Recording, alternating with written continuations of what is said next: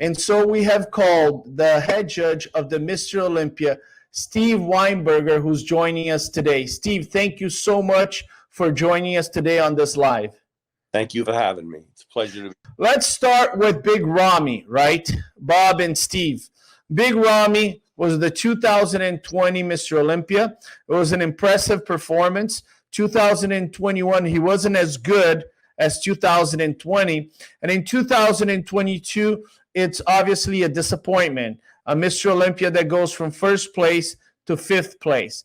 Big Steve, what happened with Big Ramy? That was very disappointing. His legs were not what they should have been. His back wasn't what he should have been. His condition was off. His body parts were off. And honestly, it did not look like the Ramy of 2020. More of the Ramy of 2021, just even in worse condition in 2021. He came down even worse in 21. Steve, you were at the 2013 New York Pro. It's your show.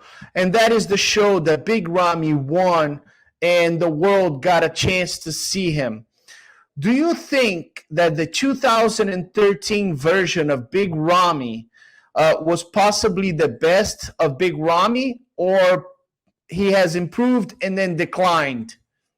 I think 220 was the best Ramy, and the New York Pro was the second best Ramy. 21 and 22 were not the real Ramy that we know.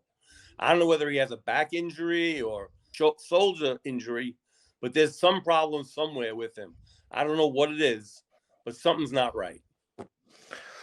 Bob, when he came for his individual posing, we could tell the conditioning was not as we saw in 2020.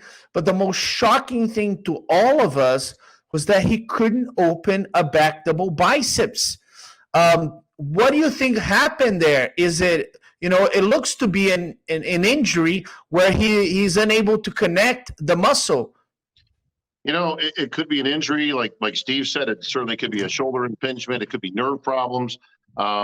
He had no connection, mind muscle connection to his back. Kind of like Strideman back in his day, and Paul Dillette comes to mind. Two guys that were tremendous athletes, tremendous physiques, but neither one of them could hit a back shot to save their lives, and they just couldn't feel. They couldn't feel the pose.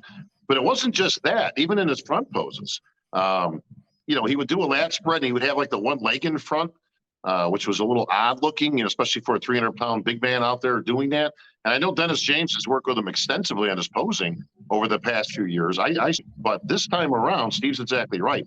Something was going on that he could just not present his physique to its best. But I could see some deviations in his one arm, his tricep. That's usually a sign of some nerve problems. Could be from all the heavy lifting over all the years finally catching up. When you're a big man like that, it's like people that own dogs. I love big dogs myself, but they got a very short lifespan when it comes to how long they're around, unfortunately. And the bigger the bodybuilder, unfortunately, they can't hang on. You're not going to see like a Dexter Jackson out of somebody who's 300 pounds that kicks around for 20 years. Dorian has always said, and I've spoken to Dorian many times about this, he already had the mass, but he kept training that blood and guts style when he should have backed down and did lighter weight and higher reps. And that's really what ended Dorian's career. The fact that his brain couldn't tell him it's time to slow down. You're at a point in your life where you don't need to train heavy. And I believe Ramy's at that point too. And talking about the little guys that still look great. I mean, look at Lee Labrada. He's 62. Have you seen a picture of him lately? The guy looks amazing. Little guys in bodybuilding last longer. I agree with Bob 100% on that. The bigger you are, the tougher it is. But also look at Ronnie. Look how big he is. Look how big he was. It's hard because in their mind, even today, Ronnie still wants to train hard. They don't listen to their bodies. They know what got them there, and they think that's what they need to keep them there. And that's not necessarily true.